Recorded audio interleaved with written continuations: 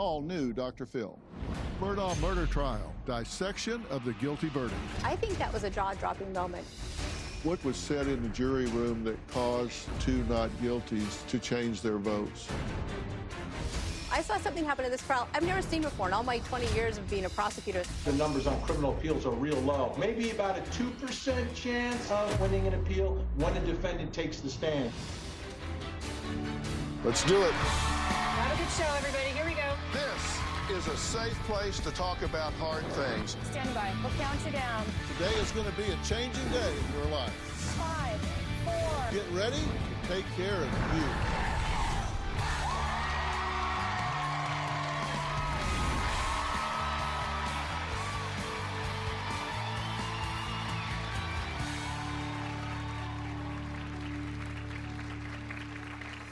You know, it's been America's latest obsession, the Alex Murdaugh trial, a Southern high-stakes drama starring the now-disgraced attorney Alex Murdaugh, accused of killing his wife Maggie and youngest son Paul, sometimes called Paw Paw, in South Carolina's Lowcountry. Now, for 15 days, the state laid out their case with 61 witnesses, a courtroom full of tears, outburst, a bomb scare, and a tape they said proved Alex is a lying murderer. Take a look. Why did you kill your wife and your son? Everybody wants to know. Shame on you! It's the downfall of a Southern dynasty with as many twists and turns as a Hollywood whodunit. 3 minutes after a video shows he's at the scene with the victims, and he told everybody he was never there. Testimony and body camera footage of his wife and son's bodies setting him off on several emotional breakdowns in court today. Laying in his own blood with his brain laying at his feet, shot to hell. Sergeant Daniel Green testified that Murdaugh did not have tears in his eyes the night of the murders. He was upset, but I did not see any visible tears. But in court, tears ran down Murdaugh's face. The newly released body cam footage really paints a picture of the night of the murders. Somebody going to check them? Yes, sir. They've already checked them. They did check them? Yes, sir. It's official that they're dead? Yes, sir. That's what it looks like. Prosecutors claim he killed his wife and son in an attempt to distract from alleged financial crimes before they came to light as a part of a separate civil case involving his son Paul, who was charged with driving under the influence in a boat crash that killed a 19-year-old girl. My son was in a boat wreck a few months back. He's been getting threats. I know that's what it is. I don't know this person. On my short list of considerations would be narcissism. He's used to, one, them accepting everything he says. That's why they killed Paul, and Maggie just happened to be there. He's already laying out for law enforcement, this is the story, this is what I want you to follow. Get in. Get in. Prosecutors laid this cell phone video taken by Alex Murdaugh's son Paul minutes before he and his mother Maggie were murdered. They say that's Alex Murdaugh's voice, and it places him at the scene of the crime. Could Alex Murdaugh's guilt or innocence come down to a single word? It's just so bad. I did it so bad. What did he say? It's just so bad. I did him so bad. Did you all hear him say, I did him so bad? New data showed that he was speeding to and from Alameda the night of the murders. He also passed by the spot where authorities would later find Maggie Murdaugh's cell phone at 9:08 p.m. on June 7th, 2021, just as he texted his wife. The text says, "Call me, babe."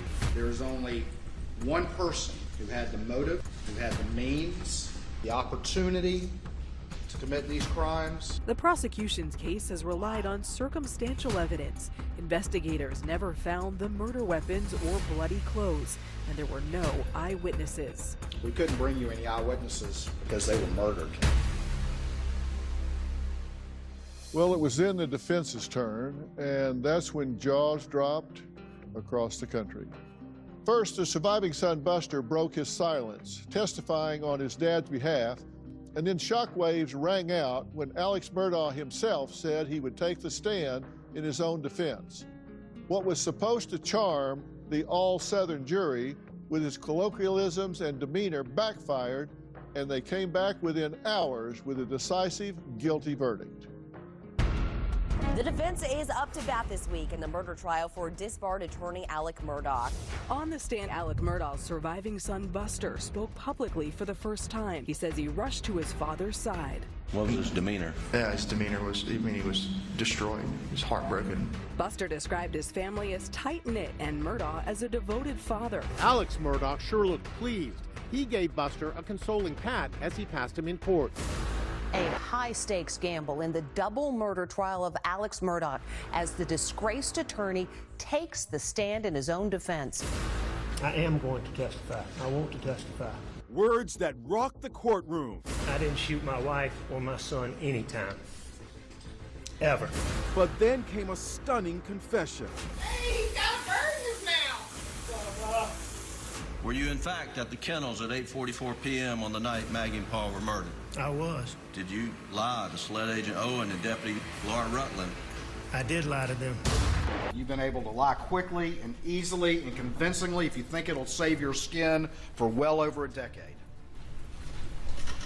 Isn't that true? I have lied well over a decade. A defense witness offered a theory that not one but two shooters killed Murdaugh's wife and youngest son. A witness who cast doubt on the prosecution's theory that Murdaugh was the lone killer. My opinion is the totality of the evidence is more suggestive of a two-shooter scenario. Alex Murdaugh's defense team's final witness today was one of his brothers who recalled the night of the murders. He was just broken, distraught. John Marvin Murdaugh said he went back to the scene the next day after it was released by law enforcement. It had not been cleaned up, and I started cleaning. No mother or father or aunt or uncle should ever have to see and do what I did that day. The deliberations were short, the trial was long, and the verdict was quick. The State versus Richard Alexander Murdaugh, defendant. Indictment for murder. Guilty. Well, Alex Murdaugh appeared in court the next day for sentencing, this time in a prison jumpsuit, where he stuck to his story, claiming he was innocent. This has been perhaps one of the most troubling cases. You have a wife who's been killed, murdered, a son savagely murdered, a lawyer, a person from a respected family who has controlled justice in this community for over a century, a person whose grandfather's portrait hung at the back of the courthouse that I had to have ordered removed in order to ensure that a fair trial was had. And I know you have to see Paul and Maggie during the night times when you're attempting to go to sleep. I'm sure they come and visit you, I'm sure. All day and every night. Yeah, I'm sure. I'm innocent. I would never, under any circumstances, hurt my wife Maggie, and I would never, under any circumstances, hurt my son, Paul. Well, Alex Murdaugh was sentenced to 2 consecutive life terms in prison. Now, one of the people responsible for deciding his guilty fate is juror number 578, Craig Moyer, who's joining us today. So, Craig, thanks for being here. Thank you.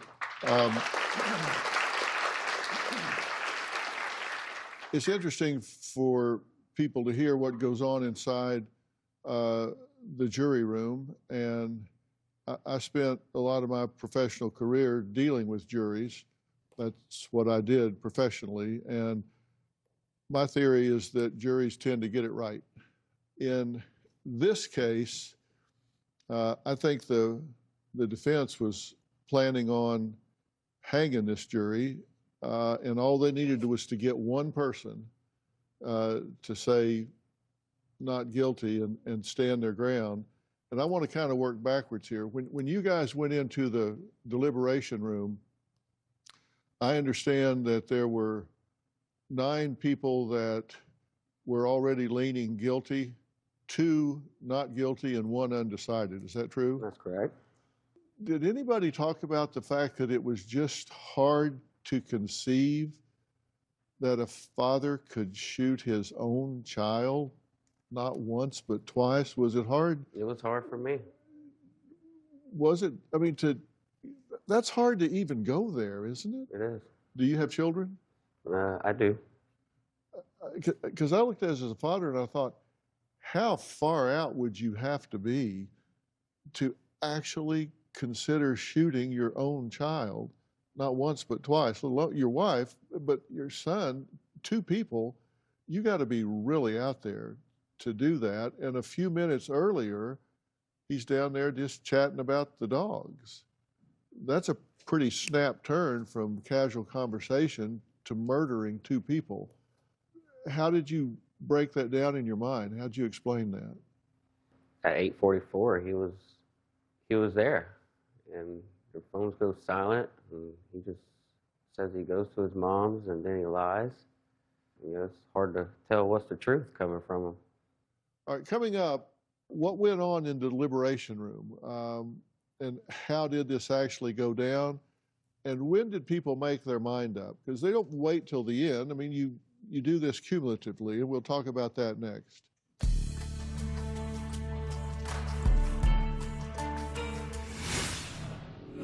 When you went into the jury room at the end, or did you take a general vote? We did.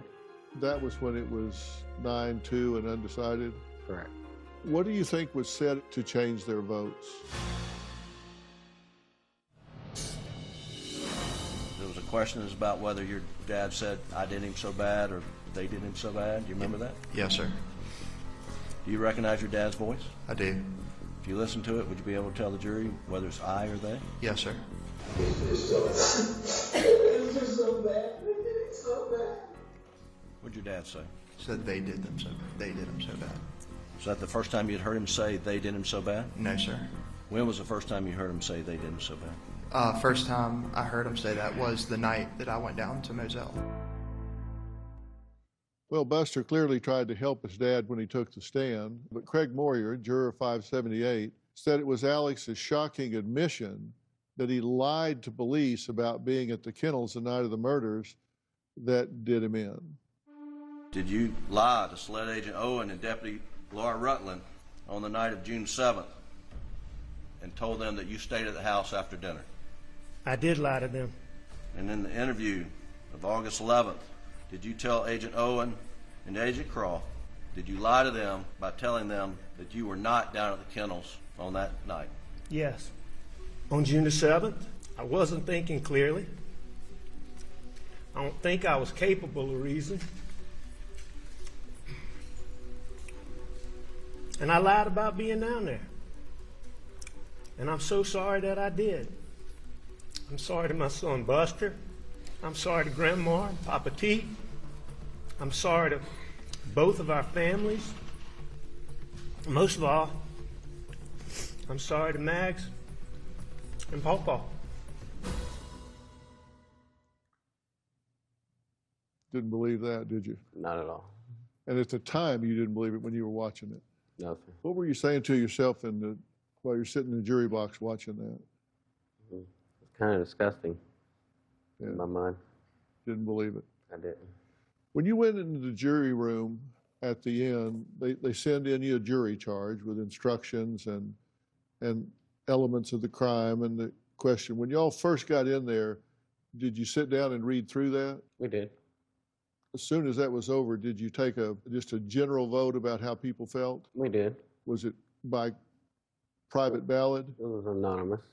That was when it was 9-2 and undecided? Correct. Yeah. Was anybody surprised that there were two not guilties? I wasn't really, because I think the defense was trying to throw everybody off. Do you think they had any argument that resonated or caused doubt among anybody? The main thing was the Snapchat video. I mean, that was key evidence. And him on stand saying he was there after lying 3 times. Did the defense have anything that stuck out that was good for Alex? Not in my eyes. No, not anything. Not really. One thing they said shook you or any of the ones that you know about? Not really. Not when everything started coming out, no. Yeah. How early in the 6 weeks was it clear to you that this man was guilty? Probably around week 5. Yeah. And when he testified. Yeah. Did you feel like he was trying to manipulate? Yes. Yeah. What about him bothered you the most? Seems very deceiving. Whenever he would talk about things that seemed critical, he would turn to the jury and look at you guys. Did you look at him when he did that? Did he try to make eye contact with you? And did that work with anybody? Did anybody comment on that? Yeah. Not crying. He didn't have any tears in his eyes. Yeah. That was from me to you to him, so. That was a big one for you. Yes, it was. Yeah. A lot of the times when he was saying, no, I didn't do it, he was shaking his head, yes. Did you notice that? I did a lot. Did that bother you? I had it stuck in my mind for a long time. Yeah. Why he was doing that. Yeah. But, yeah. What do you think was said in the jury room that caused the 3, the undecided and the 2 not guilties, to change their votes?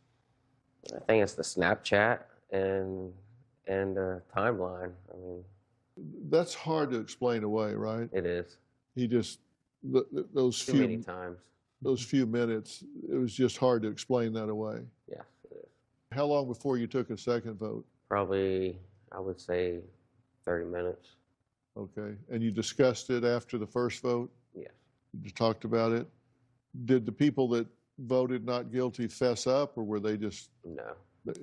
Everybody just kind of talked in general, and then you took a second vote? Yes. Was it all guilty on the second vote? It was. So it only took 2 votes. Correct. To get it to all guilty.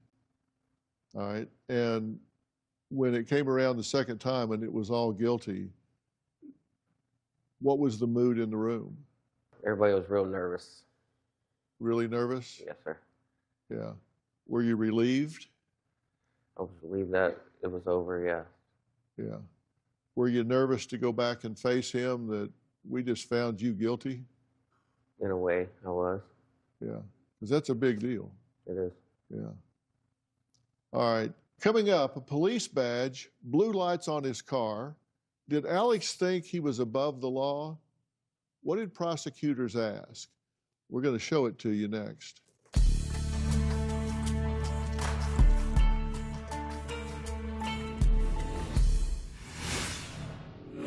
He lied before he knew he was even a suspect. He's lying to the responding officer. He lied to his family, he lied to his friends, and so I'm so glad that Craig and the rest of this jury caught on to that. Today's verdict proves that no one, no matter who you are in society, is above the law. Justice was done today. It doesn't matter who your family is. It doesn't matter how much money you have or people think you have. It doesn't matter what you think, how prominent you are. If you do wrong, if you break the law, if you murder, then justice will be done in South Carolina. South Carolina disgraced attorney Alex Murdaugh was just convicted of killing his wife Maggie and son Paul. Now, Alex took the stand and tried to explain away some things that you just shouldn't be doing. Like he had police badges and was not in law enforcement. He had blue lights on his car, but was not in law enforcement. And the sheriff certainly said he was not aware. Did you ever have a conversation with Alex Murdaugh about him asking you permission or even telling you about installing blue lights in his private vehicle? No, sir. I never had a conversation with Alex Murdaugh. Matter of fact, I never had a conversation with anyone in my 39 years about installing blue lights in their personal vehicles. That's not something that's done, is it, sir? Oh, no, no. When my dad became the solicitor, he had an assistant solicitor's badge. Right. When he passed away, I had his badge. At some point in time, you were asking somebody about 2 badges, and that was the other badge. I found that law enforcement oftentimes is friendlier when you're in law enforcement. So you considered yourself law enforcement? No, sir. I can't say that I considered myself law enforcement. So you were just using having this badge to your advantage and taking license with it, is that correct? Get better treatment if I got pulled over. I mean, that's probably a fair statement. Okay. Yeah, if somebody in law enforcement saw that, yeah, I'd say that's true. And you had blue lights in your vehicle, but it was your private vehicle, correct? Well, it was the vehicle that I drove. It was a law firm owned vehicle. So how'd you get blue lights in there? I had them installed. Joining me to delve into the details and drama of this case are juror Craig Moyer, former prosecutor Lonnie Coombs, and court TV reporter Vinny Politan, joining us virtually. Vinny, how you doing? Excellent, Dr. Phil. Thanks so much for having me back on. What a case. And can I just point this out, Dr. Phil? That juror today that you have on, Craig, is so on point. I'm so glad we're hearing from him because he saw the same case that the rest of us saw around the country that were watching this. And when you get to that lie that he keeps talking about, the lie about where he was, Alex Murdaugh on the night of the murders had a legitimate alibi for 1 hour. But it started at around 9:08 when he went to his parents' house. But immediately, the night of the murder, when no one else but the murderer knew when the killings took place, he lied about that very specific time. He had to back up his alibi about 15 minutes, 20 minutes in order to cover the time of the murder. So I'm so glad that Craig and the rest of this jury caught on to that because that tells you everything you need to know right there. Yeah, and Craig said it well. He said it was that Snapchat video that put him there and the timeline that buried him. And Lonnie, you've said from the beginning that the timeline was so critical. It was. I mean, the prosecution laid it out pretty clearly, but when Alex himself took the stand and he decides for the first time publicly to tell everyone, yeah, I was there. I was there just minutes before they were killed. I think that was a jaw-dropping moment. And I don't think he would have ever gotten to that admission if during the trial 10 witnesses got up ahead of him and said, that was him on the video. I heard his voice on the video. I think then he felt like, I have to admit it. And even then, he thought he could say, I was just lying, but he'd be able to explain it away and not be held accountable. But the jurors saw right through it. You know, Craig says that Paul's last video at the dog kennels right before the murders is what sealed his fate. Everybody testified that that was Alex, and so he had to admit it, right? I mean, they could have gone into voice prints and all of that kind of thing, but that's what put him there, and that's what you're talking about, right, Craig? Yes. And everybody on the jury concluded the same thing, right? That's correct. And Vinny, you're making a point. He had to cover that, so... And, of course, he lied before he knew he was even a suspect. He's lying to the responding officer. The first person who will listen to him, he's lying to. He also lies to the 911 operator. I mean, the setup of this alibi begins so early. And don't forget who else he lied to. He lied to his family. He lied to his friends, his business partners. Anyone who would listen, he told the same story. The story that, yeah, I was asleep. I wasn't even there. And once that is uncovered and revealed, then all of a sudden you've got to think to yourself, why would an innocent person lie? All right, next, find out why the amount of money Alex said he was spending on drugs just doesn't add up. Next. And all the financial testimony that came in where he had lied to clients and that sort of thing. Did that have an effect on you? Closed captioning provided by... I took money that was not mine, and I shouldn't have done it. I hate the fact that I did it. I'm embarrassed by it, and I don't dispute that I did it. But every single one of these, you had to sit down and look somebody in the eye and convince them that you were on their side when you were not, correct? I mean, every time... Answer my question, yes or no, and then you can explain. I'll let you explain all day long. Well, I mean, no, sir, that may or may not be true. And Mr. Waters, just to try to get through this quicker, I admit... I know you want to get through it quicker, but we're not. So answer the question, please. We're talking about the guilty verdict in the high-profile double murder trial in a small southern town for disgraced lawyer Alex Murdaugh. Lonnie, let's talk about the appeal here. Clearly, they're going to appeal this, Yes. right? Yes, they've already said they will. And appeal, sometimes people think that appeal is they go in and kind of retry the case. That's not the deal. They go in and have to appeal points of law. Did the judge make errors? Right. In allowing something in that shouldn't have been in, not allowing something in that should have been in some way. I'm curious about all the financial testimony that came in about this, bringing in all of these cases where he had lied to clients and that sort of thing. Did that have an effect on you? It did not. It didn't have any effect I to work didn't on? even know why they was having all that put up there. Well, you know, sometimes if you can get a defendant to admit to bad deeds, but they're not actionable in that case, you know, he's admitting I did bad things, but they're not what he's being tried for. Sometimes the theory is that's a mea culpa, that a juror can say, well, he's sure being honest. He's admitting he cheated this person, cheated a quadriplegic out of over $1 million, which is, I mean, how bad can you be? That sometimes jurors will say, well, he's sure being hard on himself about all of that, so why wouldn't he admit if he did this? Did that have any effect on you guys at all? I'm sure it did on some, but it didn't with me. Not you?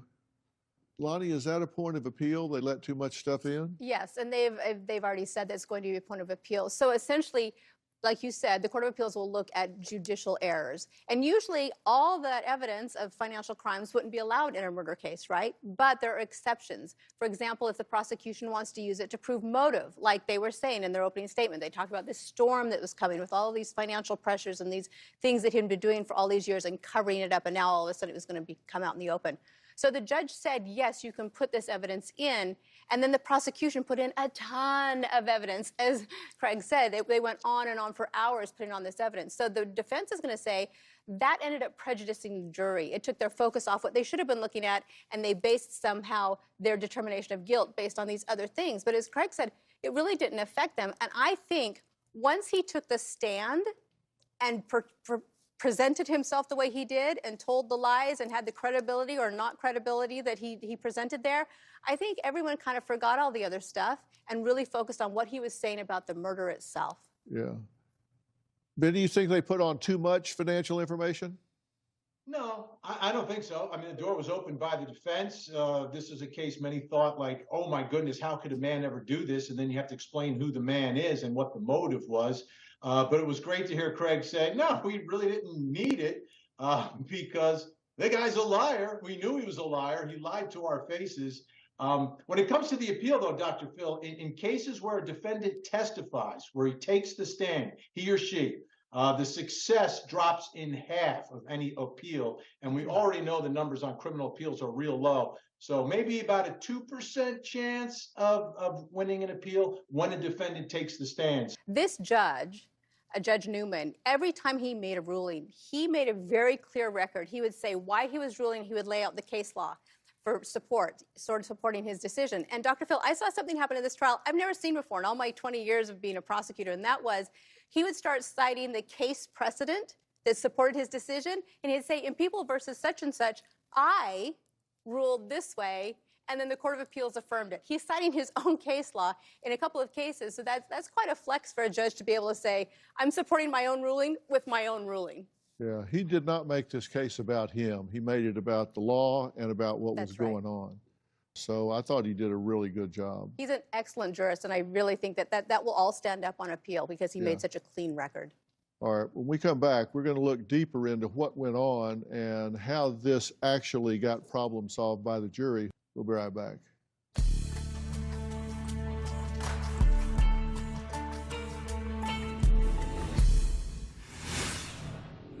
How long have you lived there? Most of my life. Did the jury have an opinion of this family, who they were in the community? Closed captioning provided by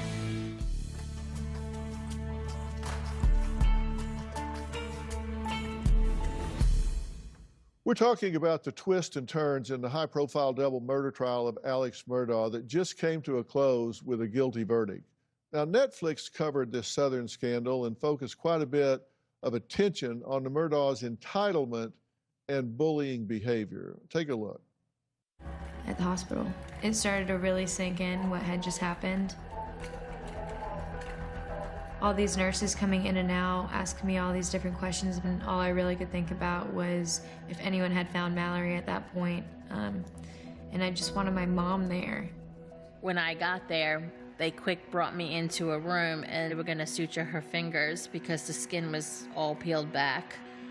One of the nurses, he was standing in there and he was changing her IV and he says, "I'm not supposed to say this to you, but Paul, he's a nasty drunk and you need to get away from him as fast as you can." And then when they took her for x-ray, one of the other nurses came to me and she says, "Nurse to nurse and mom to mom, you need to keep her away from him." Within like 10 minutes of me even being in the hospital, I'm being questioned by Officer Pritchard. He said, "I need to get your statement." That's when it kind of really started to set in as, this is an investigation now. Yeah, Craig, I'm curious, did the jury have an opinion of this family and who they were in the community? I mean, it's a really small town. Not that I'm aware of. I know I didn't. I didn't know anything of it beforehand. You didn't know anything about these people? Not really. Like, I heard their name, but I didn't know why I was hearing their name. Yeah. Did anybody talk about it in the jury room? No. Yeah. That's interesting to be in such a small town. How long have you lived there? Most of my life. Really? Yeah. And you didn't know who these people were? No. Let me ask you guys, you've all been following this, right? Were all of you expecting a guilty verdict? If you were, raise your hand. Raise it real high. Yeah. Were you surprised that it came back so quickly? Yeah. I mean, that was a surprise, right? It came back so quickly. Benny, were you surprised it came back quickly? Yeah, I cover trials all around the country, and when one takes 6 weeks, it's a quick verdict. But then we go back to O.J. Simpson. That was 9 months, and it was a few hours also. So I guess sometimes when the evidence is so clear and the issue is relatively simple, right? The issue really is all about lying about being at the scene of the murder at the time of the murder, and he got caught in the lie. And I think that's what drove this jury to such a quick verdict. And I just want to mention one other thing, Dr. Phil, because you keep talking about this small town and the Murdaughs and the control and the connections. They have so many connections in the legal world that the local solicitor couldn't try the case because the Murdaughs were connected.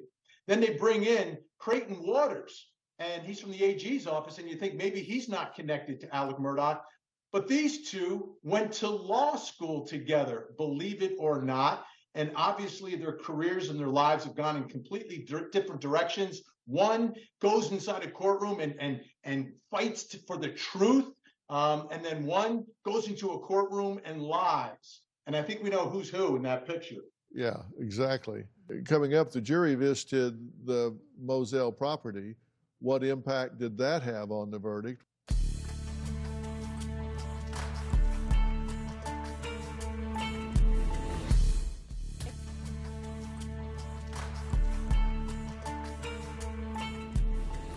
Alex Murdaugh was found guilty of murdering his wife and son in June of 2021.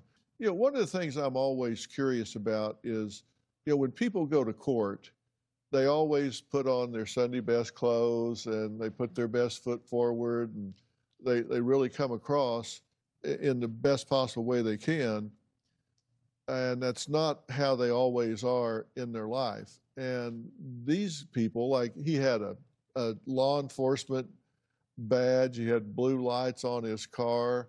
The son was involved in this boating accident where a girl was killed, and there was a clip on the side of the road when they were coming out, they said, who was driving? Somebody said, well, it was, Paul Murdaugh. And someone at the side of the road said, yeah, oh, good luck with that.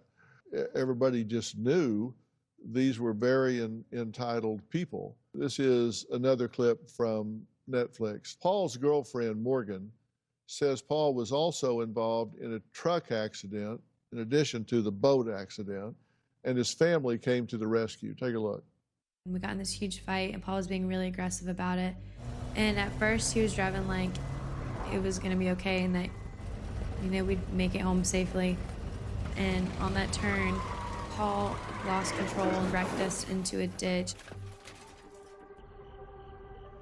The truck was like sideways.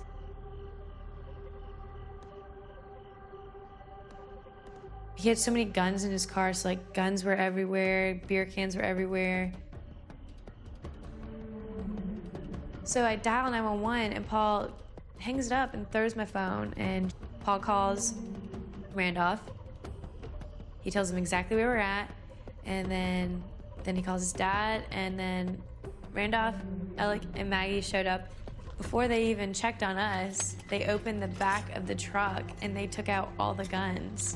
And they cleared the bed of the truck and the floors of all these beer cans. And I'm like, are you kidding? And they're like, did you call 911? And I was like, yeah. And they're like, why did you do that?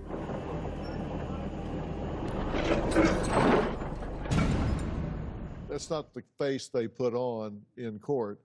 But of course, some of that did come out when you see him at the hospital and he's got a badge hanging out of his pocket, and all of that sort of thing happens.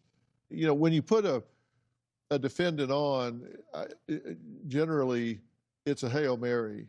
They figure, I'm in trouble, we got to do something, because if I don't say something, the evidence is just going to bury us, so I got to go on and try to pull this one out. And he's just the kind that would think he could do it. I think that's why they went to the site. Did that impact you at all, going to the site? It did a little bit. I mean, how so? I saw things that wasn't brought to court, and I could feel their presence there. Really? I could. Did it help or hurt the defense? I don't know. It might have hurt them a little bit. All right. Coming up, the moments experts say are massive red flags in Alex's body language. They're going to explain next. I think you're going to find this really interesting. We'll be right back.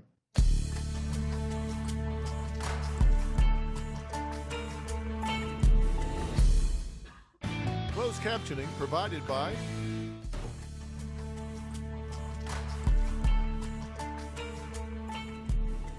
Well, we're out of time for today, but there's so much more to talk about. We're going to dissect exactly how Alex's body language gave away his lies with experts that I call human lie detectors. Now, there is one video they say was all that was needed to prove Alex was the killer. His body language breakdown and what did him in. You don't want to miss this. Tomorrow on an all-new Dr. Phil. Alex Murdaugh, guilty. He paved his own road to the penitentiary. The body language that gave him away. Mouth grooming, rocks back and forth. There were so many red flags in the vehicle. But we don't see any tears. Did you notice him getting smaller? It's turning into a smaller target. And this is an unconscious thing when people are under attack. He exposes the top of his head. That's submission all day, every day. That's tomorrow. In the meantime, if you want to dig more into the downfall of the Southern Dynasty, you can watch Murdaugh Murders, A Southern Scandal, currently streaming on Netflix. I want to thank all of my guests. For more information about today's episode, if you'd like to share your story, log on to drphil.com. We'll be discussing this on all of my social media platforms. You know where to find me. And don't forget to follow and subscribe to my podcast, Fill in the Blanks, where I provide critical information on some of the most important issues we're facing today. Also listen to Robin's podcast, I've Got a Secret with Robin McGraw. You can check them both out on Apple Podcast or wherever you listen. Stay safe. We'll see you next time.